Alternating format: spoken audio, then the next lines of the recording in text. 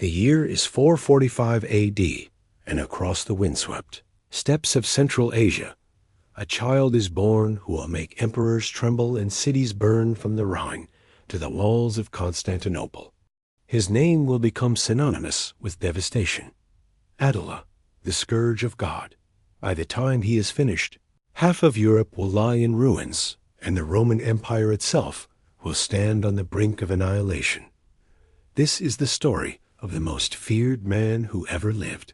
The Roman Empire in the 5th century is a dying colossus, split between east and west, its legions a shadow of their former glory. Constantinople glitters with wealth, while Rome itself crumbles under barbarian pressure. Beyond the frontiers, in the vast grasslands that stretch from the Black Sea to the borders of China, the Huns are consolidating power under a new leadership. Twin brothers Attila and Bleda inherit a confederation of tribes already feared throughout Europe. They are horsemen born, warriors who can shoot arrows with deadly accuracy while riding at full gallop, who drink fermented mare's milk and sleep in the saddle, who know nothing but conquest and plunder. The Romans pay them tribute, gold by the ton, just to keep them from their borders. But this arrangement will not last. In 445 AD, Bleda dies under mysterious circumstances. Some say illness, others whisper of fratricide. Attila becomes sole ruler of the Hunnic Empire, and immediately the terror intensifies. He is short by Roman standards, barrel-chested, and bow-legged from a lifetime on horseback, with small piercing eyes that seem to look through men to their very souls. His face is weathered and scarred, his beard thin and wispy in the Asiatic fashion. When he speaks, his voice is surprisingly soft, but his words carry the weight of absolute authority. No one questions Attila. To question is to die. The Eastern Roman Emperor, Theodosius II, sits on his throne in Constantinople, believing his walls and his gold will protect him. He sends ambassadors to Attila bearing chests of tribute. Among them is a man named Priscus, who will later record what he witnesses at the Hunnic court. The journey takes them through devastated lands, past the burned husks of cities and villages, past fields littered with bones. When they finally reach Attila's camp, somewhere in the Hungarian plains, they find not a barbaric tent city, but a wooden palace surrounded by a vast encampment that stretches to the horizon. Tens of thousands of warriors, horses beyond, counting, wagons laden with plunder from 100 conquered peoples. Attila receives the ambassadors with courtesy, but his message is clear. The tribute is insufficient. He demands more gold, more territory, more submission. The Romans agree to everything because they have no choice. They return to Constantinople with tales of a warlord whose ambition knows no bounds. Attila has tasted Roman weakness, and he is hungry for more. By 447 AD, he launches a massive invasion of the Eastern Empire, sweeping through the Balkans like a prairie fire. City after city falls to his horsemen. 70 cities destroyed in a single campaign. The Romans cannot stop him because they cannot catch him. The Huns move too fast, strike too suddenly, disappear before reinforcements arrive. They are the lightning and the storm. Finally, Attila's horde reaches the outskirts of Constantinople itself. The great Theodosian walls, the most formidable fortifications ever built, rise before him 40 feet high, triple-layered, impregnable. Attila studies them for days. His men water their horses in the Golden Horn, while the citizens of Constantinople watch in terror from the battlements. But Attila does not attack. He knows he cannot take such walls without siege equipment and patience, neither of which he possesses. Instead, he sends word to Emperor Theodosius. Triple the tribute. Hand over more territory. Surrender Roman fugitives who have fled to Constantinople. Theodosius capitulates to every demand. Attila withdraws with his plunder, but everyone knows this is not the end. It is merely a postponement. The Western Roman Empire watches with growing dread. In 450 AD, something extraordinary happens that will redirect Attila's fury westward. Honoria, sister of the Western Roman Emperor Valentinian III, finds herself in a desperate situation. Caught in a scandalous affair and threatened with forced marriage to a Roman senator, she secretly sends a ring to Attila with a plea for help. Whether she means it as a marriage proposal or merely a call for intervention is unclear. Attila interprets it as both. He demands Honoria as his bride and half the Western Empire as her dowry. Valentinian refuses, calling the whole thing madness. Attila needs no further excuse. In 451 AD, he assembles the largest army ever seen in Europe. Not just Huns, but Ostrogoths, Epids, Heruli, Thuringians, Alans, Burgundians, Franks, every tribe and nation he has conquered or coerced into service. Historians estimate between 300,000 and 700,000 men, though such numbers beggar imagination. What is certain is that this horde begins moving west in the spring, crossing the Rhine into Gaul, and nothing can stand before it. The city of Metz is destroyed so thoroughly that survivors say not a single building remains standing. Reims burns. Trier is sacked. Paris prepares for annihilation. Attila's strategy is terror. He does not merely conquer, he obliterates. Entire populations are slaughtered or enslaved. The few survivors spread tales of atrocities that freeze the blood. Women and children impaled, men flayed alive, priests crucified on their own church doors. Whether all these stories are true or embellished by fear matters little. The effect is absolute paralysis among the Roman population. But the Western Romans are not entirely without hope. General Flavius Aetius, known as the last of the Romans, has spent years building alliances with various barbarian tribes now settled within the empire's borders. When news arrives that Attila has besieged Orleans, Aetius makes his move. He has convinced the Visigothic king Theodoric to join him, along with Franks, Burgundians, Alans, Saxons, every tribe that fears Hunnic domination more than Roman authority. This coalition marches to relieve Orleans just as the city is about to fall. Attila withdraws, not out of fear, but out of calculation. He chooses his battlefield carefully. In June 451 AD, the two greatest armies of the age converge on the Catalaunian Plains near modern-day Chalons and Champagne. The night before battle, Attila consults his shamans who read omens in the smoke and bones. The prophecies are mixed. Victory will come, but at a terrible price. Attila accepts this. He gathers his commanders and speaks words that one Roman chronicler later records. If we conquer tomorrow, we are the masters of Europe. If we fall as warriors should. There is no retreat, no surrender. The dawn rises hot and cloudless over the plain. On one side stands Attila with his vast horde, Huns in the center, subject tribes on the wings. On the other side, Aetius positions the Romans on his left, the Visigoths under Theodoric on the right, less reliable allies in the center, where they can do the least damage if they break. Between them stretches a low ridge, the high ground that both commanders covet. The battle begins. The Huns charge first, as they always do. A thundering mass of horsemen, screaming their war cries, arrows darkening the sky.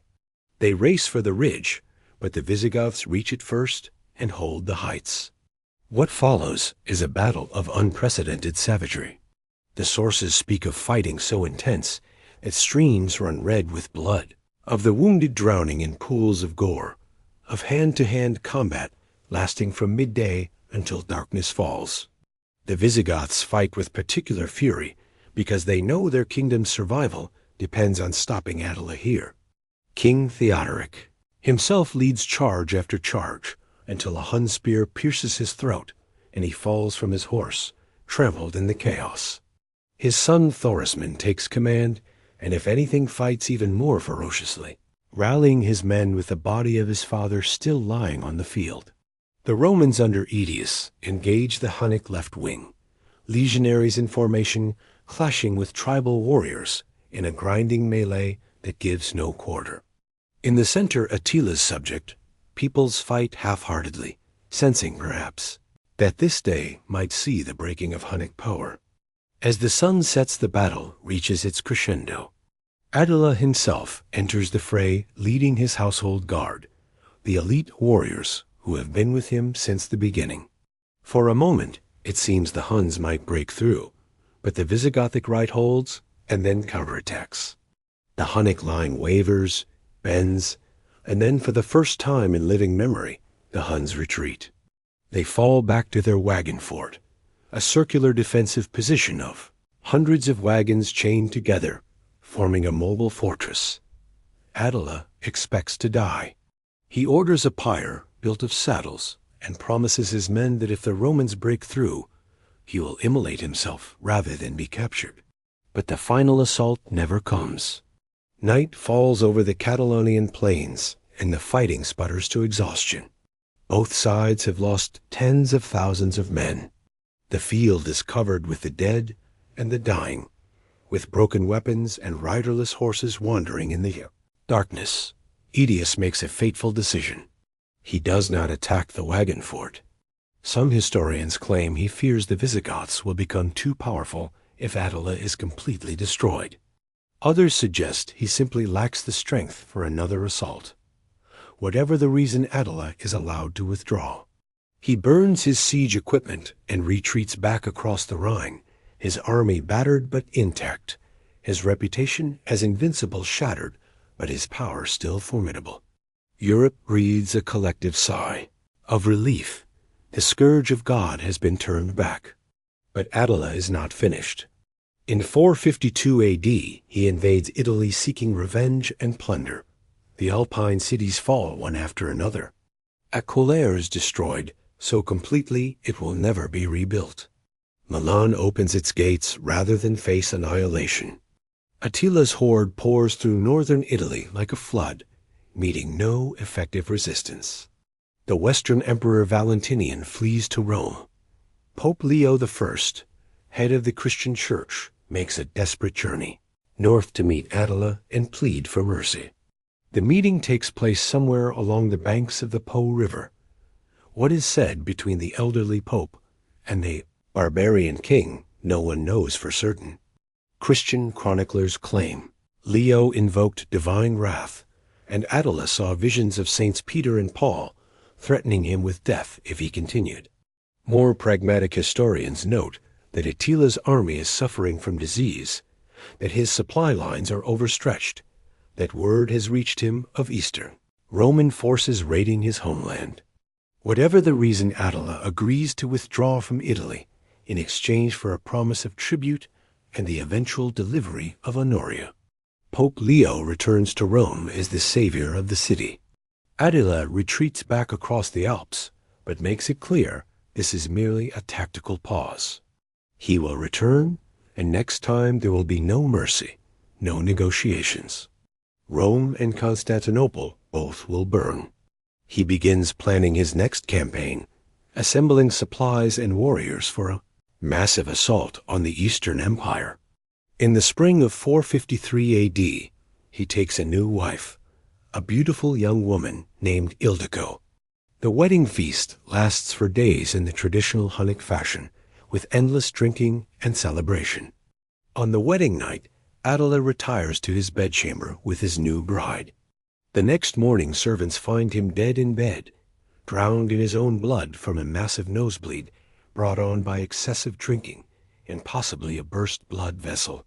Ildiko is found cowering in the corner, terrified and unharmed. Whether there was foul play, no one ever knows for certain. His warriors are devastated. They cut their faces with swords and weep openly for their king. Attila is buried in a triple coffin of gold, silver, and iron, along with vast treasures plundered from across Europe. The location of the grave is kept secret. Every slave who helped dig it is executed to ensure the knowledge dies with them. To this day, no one has found Attila's tomb. With Attila's death, his empire collapses almost immediately. His sons fight over the succession, dividing the army and weakening central authority. The subject peoples rebel, no longer willing to submit to Hunnic overlords without Attila's iron will to hold them together. Within a generation, the Hunnic Empire is gone, fragmented into minor tribes who fade into obscurity. The Huns themselves become footnotes in history, absorbed into other populations, their language lost, their customs forgotten. But Attila's legacy endures. He becomes a figure of terror and fascination, appearing in countless legends across Europe. In Germanic tradition, he is Etzel, a powerful but honorable king. In Norse sagas, he is Atli, a villain destroyed by his own greed. Christian writers portray him as the scourge of God, an instrument of divine punishment sent to chastise a sinful world. Modern historians debate his true impact.